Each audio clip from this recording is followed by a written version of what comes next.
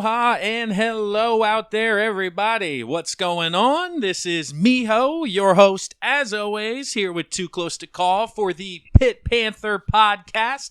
I am joined by my co-host, once again, my father, Chris Mihalik. Pops, what's going on, man? Thanks for coming on. We appreciate it. Hey, Miho, how you doing today? Hey, is it me or is the sun a little golden and the sky a little bluer today? I'm telling you, it's been an exciting time to be a Pitt football fan, don't you think? Your 5-2 Panthers coming off their fourth straight win at Syracuse last Friday night. Now, we do apologize to all our fans out there. We missed last week's pod due to some scheduling conflicts, and we have to work on the side and earn some cash and all of that. That keeps getting in the way. I know, it's a bummer. But another good win for the Panthers, 27-20. Just your reactions and thoughts watching it Friday. I think we covered this at the Duke game, haven't we? It was pretty similar. I didn't quite have the panicky feeling I do at Duke. And the big reason of that, though, was Pitt did not fall behind in the second half like they did against Duke. Right. So, but I tell you can't have a weak heart to watch this team. You can't, man. And the first half went how we thought it was going to. Pitt's defense just eating them alive with the offensive line. You ended up with 9 sacks. I think 5 or 6 of them were by halftime. And Pitt's offense, once again, their second quarter, their favorite quarter. That's right. The only quarter they tend to enjoy scoring in. Exactly. The second quarter, they get up 24-6 at halftime. And, personally, I was just watching Syracuse going, unlike Duke, I don't even think they have the talent to score 3 touchdowns. Right. And Duke, for some reason they have that spread kind of up-tempo. Syracuse just looks lost offensively, and I don't know if that's just a product of literally how bad that offensive line is, but the only time Syracuse put stuff together, they went with the backup quarterback who was more of a runner than a passer, and that gets back to the type of quarterbacks that have given Pitt problems year to date, are the people who run more than they pass. And I know you were probably yelling at the screen going, the guy's going to run. He's going to run. They're putting him in the game to run. Absolutely. It didn't take a brain surgeon to figure this out. I mean, I wasn't even with you, and I knew exactly what you were doing. Right, when he did the second or third time, I'm going, my God, he's going to run the football. I'm watching this guy throw the football. Big guy, obviously can run, but pretty much a stiff. I mean, just 94-yard touchdown pass. You watch your mouth. That was a prayer. I'll give you. He dropped that one in. I guarantee you run that same play 9 out of 10 times again. That play doesn't work. That ball was on the money, and it was on the money. Just beat by half a step. He was. His ball was on the money. But I kept yelling at the TV at the end. My God, we're going to get beat by this stiff, especially when they were reviewing the fumble with 2 minutes to go in the game. Yes. Because I know a lot of Pitt people are thinking if they get this ball, they're most likely scoring, and here we go again. I'm with you there, especially because the drive before was the one that was littered with penalty flags. I think it was 3 defensive PIs in one drive, and the 4th and 25. Is that what it was? And a holding on our corner. First of all, what are they doing playing press coverage on 4th and 25? Like, just back up, man. Play the sticks defense. Let them throw it in for right. I guess this is what they do would be the argument. Well, according to Narduzzi, they were playing, the zone 3 or what do they call that? Yeah, cover 3. Cover 3, thank you. Sure. That's what they were in. And the corners have responsibility for the side of the football field. Right, they can't get beat deep in their third. So then why are they pressing? I don't know why they're pressing. But he's got responsibility. If they're pressing and they have deep responsibility, I totally understand why he's holding, because that's a touchdown, because there's no help behind him then. But on a cover 3, there should be help for him. There's not. He has that whole third, is what you're saying. You're saying he's got all the sideline. He's basically got, hash mark sideline, middle hashes, hash mark sideline, and if that's the case, back up, man. Right, exactly. Keep everything in front of you. Exactly. It's inexcusable. And it's plays like that. Listen, I know Pitt's handsy. We talk about this almost every week. Yeah. I know Pitt's going to get the pass interference calls, right? But plays like that, and when you have a quarterback that isn't exactly striking fear in your heart, lay off, make the quarterback make a throw like you did the first time. Yeah. Okay, like you did the first time. And Kevin, a lot of people are speaking highly of the Pitt defense, and justifiably so. But let me ask you something. What's your definition of an elite defense? Because I don't think this defense, as much good press as it's getting, I don't think it's elite. I think they can be better. And until they stop making those dumb plays like that, they're a good defense, but they're not an elite defense. Elite defenses don't let Duke score 30-some points. Elite defenses don't let Syracuse come back off the mat like that in the second half. They're good. They're not elite. Thoughts? It's a very fine line because, yes, there's one big statistical category that Pitt does not excel in. Do you know what it is? Scoring defense? No. It's creating turnovers. Oh, yes, right. That's the one mark of an elite defense because they turn the ball over, give the ball to the offense with a short field, and then Duke's they the score. only game they've had success with that. Right, and I think they had one interception at Syracuse, if I'm remembering correctly. I watched a replay of it. Maybe they didn't, but I think they had at least one turnover there. So they are coming, but they weren't there early. Right. And they're coming more and more, and obviously Paris Ford's been involved with like 70% of them. Yes or no, the quarterback fumbled, but they got it back. Yes, on that's right. Ford's Yes, hit. yes. That's what I was thinking of in the second half. Yep. As well as the other category, which is offense turns the football over, defense holds them to a field goal. Correct. Haven't done that either. Right. I think they did it. Did they do it this game? Or they did it earlier in the Duke game. I think they held them to a field goal. But generally, you're correct. Right. They're not. It's those two statistical categories that's keeping them. Because to your point, if the other team has to go 80 yards on every possession, they're not scoring that often. Right. But they're not making those above and beyond plays, which are ball game changers for Correct. your team. And I know Narduzzi likes the press coverage, as we talked about before. You know, you got that new quarterback coming in, that 94-yard pass play. Why are we right on this guy? Okay, make Syracuse go 94 yards. Again, right. Don't give up the big play. Okay, It's one of his faults, Narduzzi, and it's very common amongst coaches or kind of anybody who's at an elite level is just their stubbornness. Yes. This is what they do. This is how they've been successful. 4th and 24, 3rd and 10 on your own 5. This is what we do. We don't, and that's part of just, you know, I don't know if the word's like emotional intelligence, but like, dude, in the moment, take a breath and be like, yeah, it's probably better for this one football play. Exactly. And by the way, for the Eagle fans that are listening, and then our Pitt fans, weren't you waiting on that 4th and 25 for the imaginary defensive line at the goal line that Schwartz always does for the Eagles? The sticks defense. It probably would have been better. Yes. Rush 2. And we're not a fan on that on Sundays. But I know. I hear you. I hear you loud and clear. That's a problem on 3rd and long when field position because it's 3rd and 17. You still give up 15. 4th and 24. Just tackle the guy. You're getting the ball back. So right. I agree with you there. But you're right. Quickly on the Pittsburgh offense, once again, 24 first half points, 3 second half points. The stat I have for you here, and I'll give you half of it because then it really is mind-boggling how they're doing this. Pitt's offense in total has 41 points in the second half in 7 football games. That's 41 divided by 7. Let's see, I went to Pitt. That's carry the 2. Carry the 2. Anybody got a calculator? Thank you. It's about 7-8 points a game.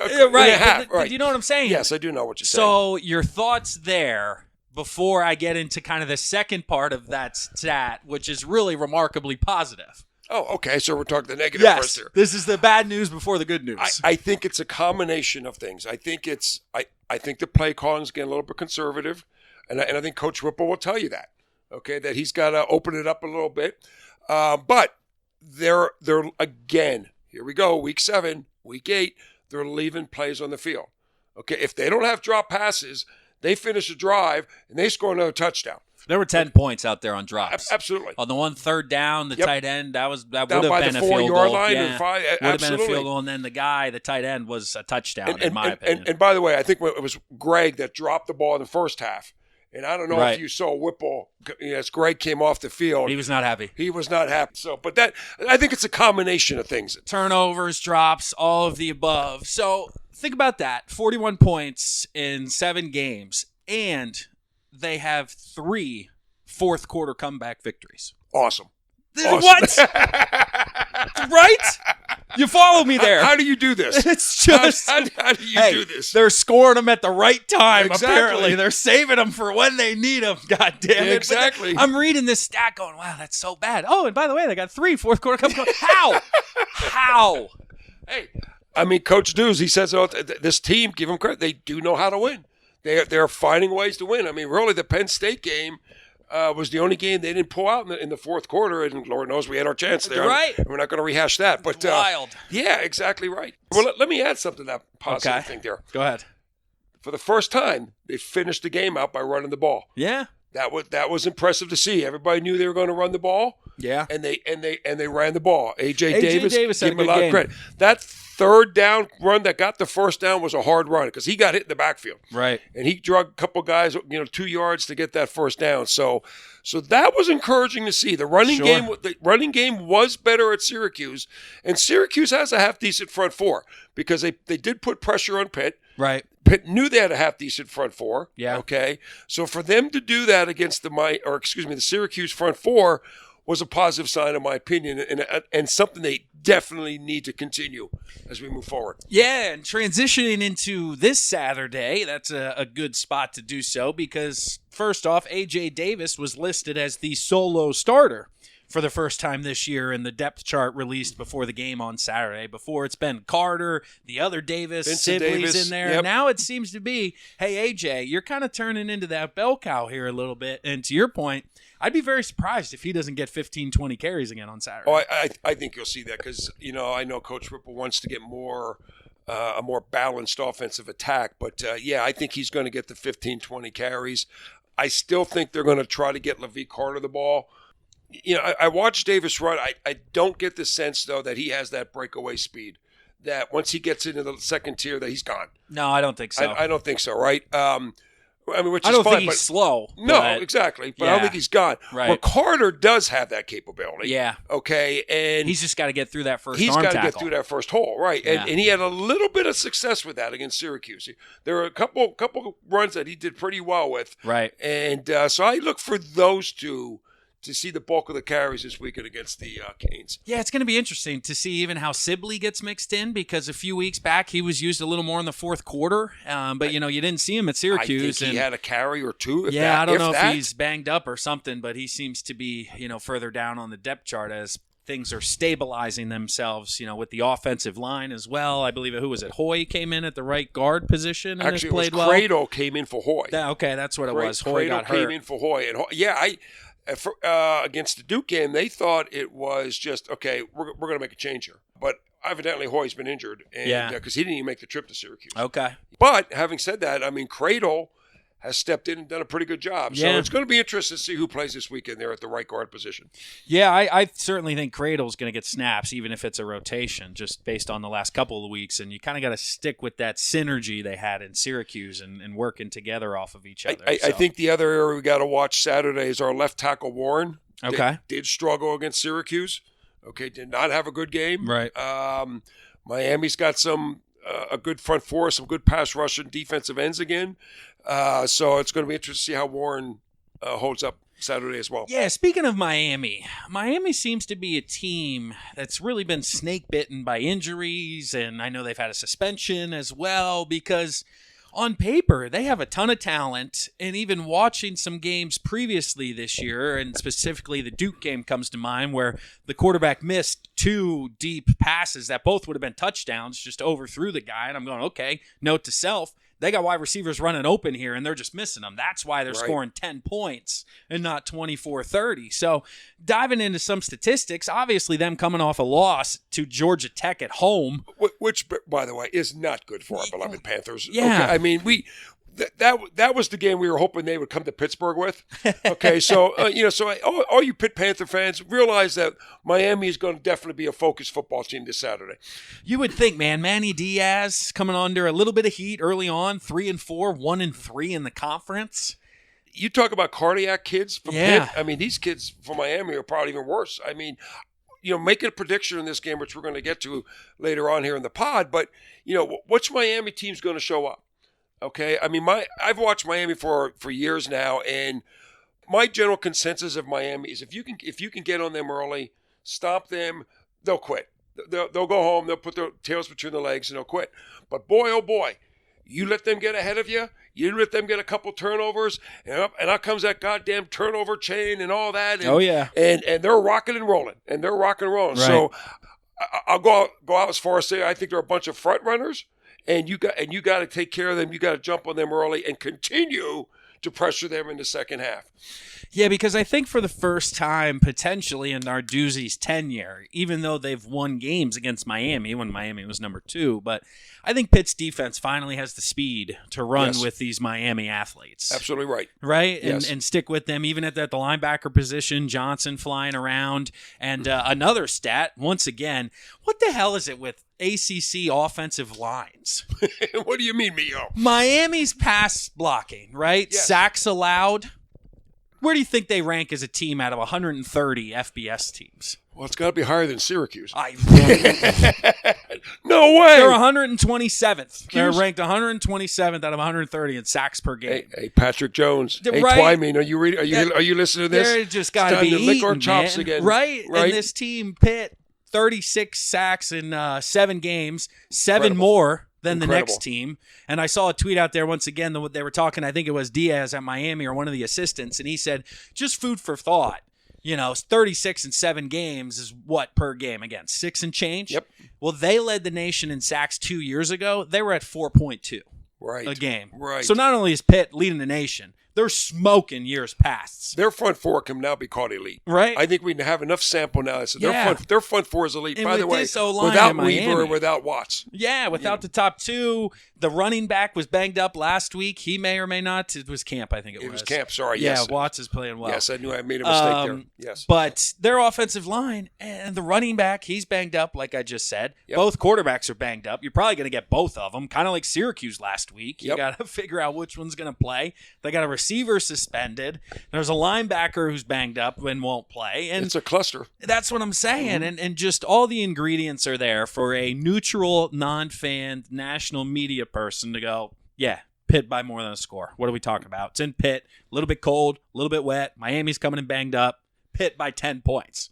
We know better as Pitt fans. Okay? Yes, we do. That's what I'm going to ask you. Yes, we do. How do we not get same old Pitt on Saturday where everybody is trying on the Facebook and trying on the message boards to be like, guys, this is different. The vibe is different. Like, talk me into it, man. It is different, and I think again it all starts on the defensive side of the ball. That's why it's different.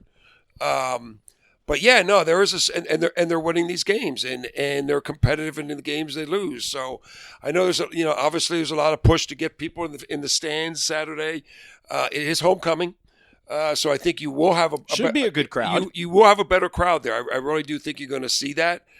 And I certainly hope, now I don't live in Pittsburgh, obviously, but I certainly hope there's a little bit more of a positive vibe in the city, and that, some more of the casual fans, that will say, you know what, let's go to Heinz Field and watch the Panthers play Miami here. This should be a good one.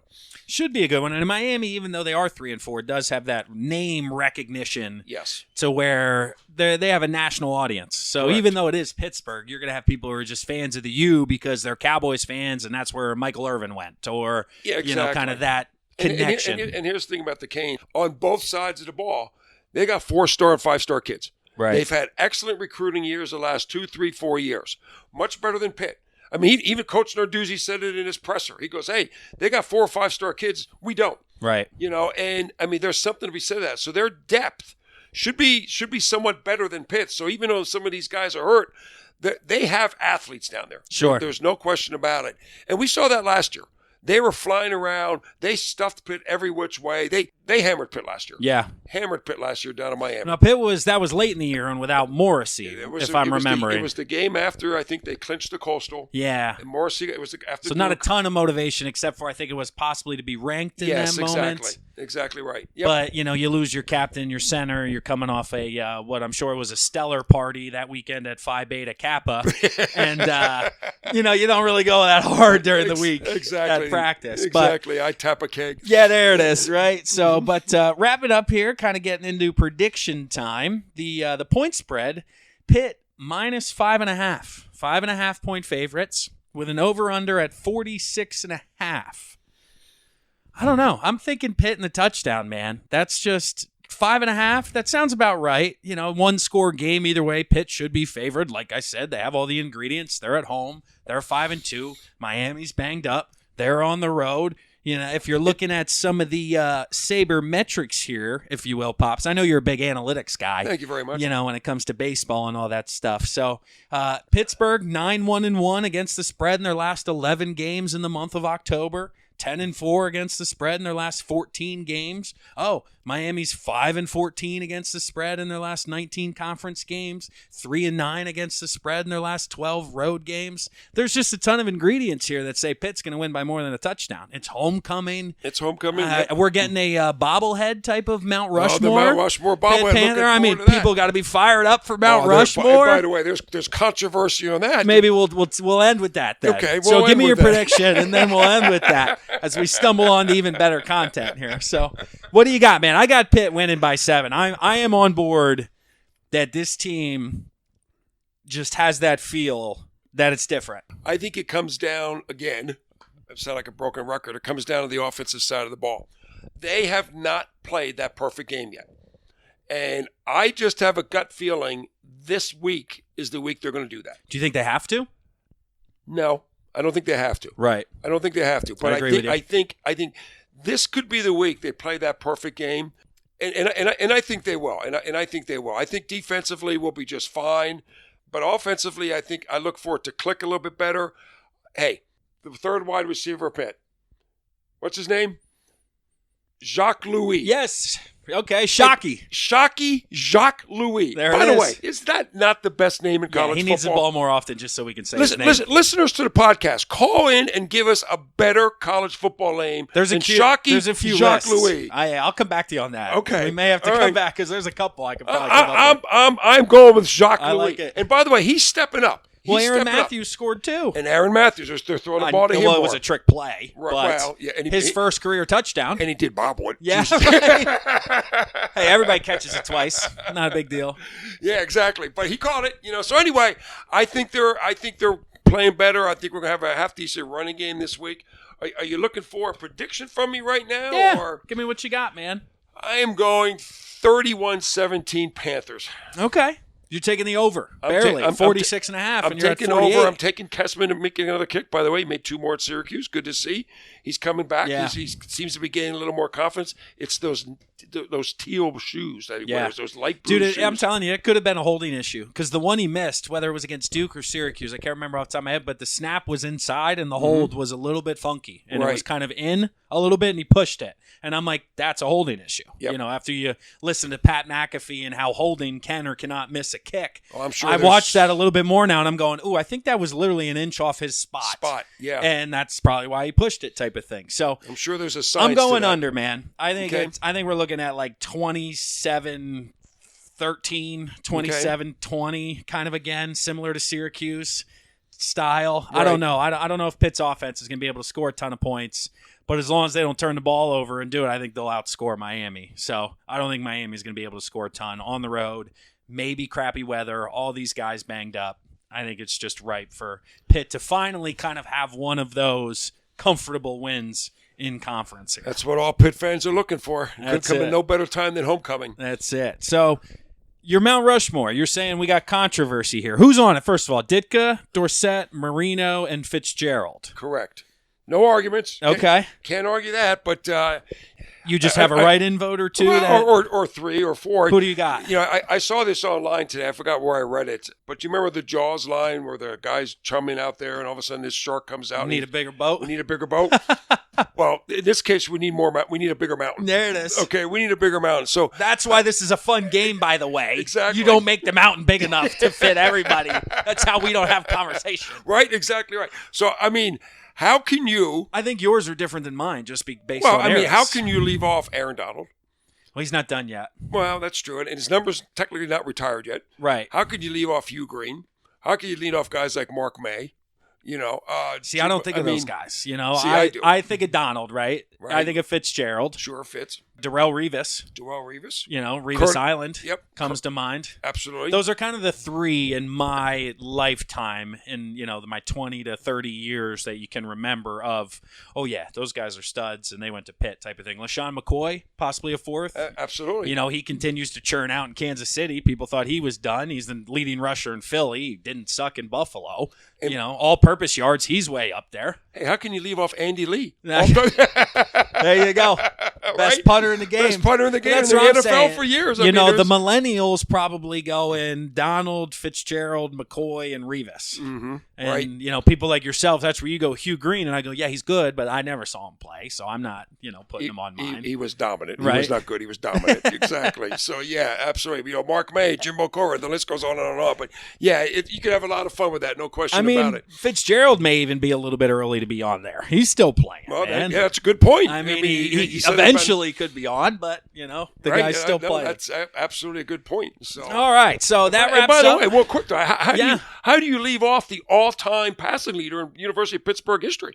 Who? Well, hey, for you Pitt podcast listeners, call in the show and tell us who the all-time leading passer is at the University of Pittsburgh, and how do you leave him off of that Mount Rushmore? Yeah, I know who it is now, but he was Van Pelt, right? Yes, it was Alex Van Pelt. Rod Rutherford came to mind. Yeah, right. But I was like, yeah, because it's not Marino, because that's like the trick part of the question. Your buddy Dan Marino, right? by the way. Yeah, exactly. Dan, the man who I met. But yes. Yeah, that wraps up this week's episode of the Pitt Panther podcast. Here we are previewing the Miami Hurricanes. So for you guys looking for some content to consume Saturday morning, heading down to the tailgates, heading down to homecoming, or Friday night if you're coming into town like I am. That's right. We didn't even mention we will be in attendance. We will be in attendance. We'll be taking part in the festivities on site there, down in between Heinz Field and PNC and whatnot. So should be a good time. Why don't you guys pop this on, and as we're walking by, we'll say hello and we can discuss Pitt football. Absolutely right, Miho. Looking forward to going out there and watching a Pitt ass kicking. And as always, Ali Kanak and hail to Pitt. Peace.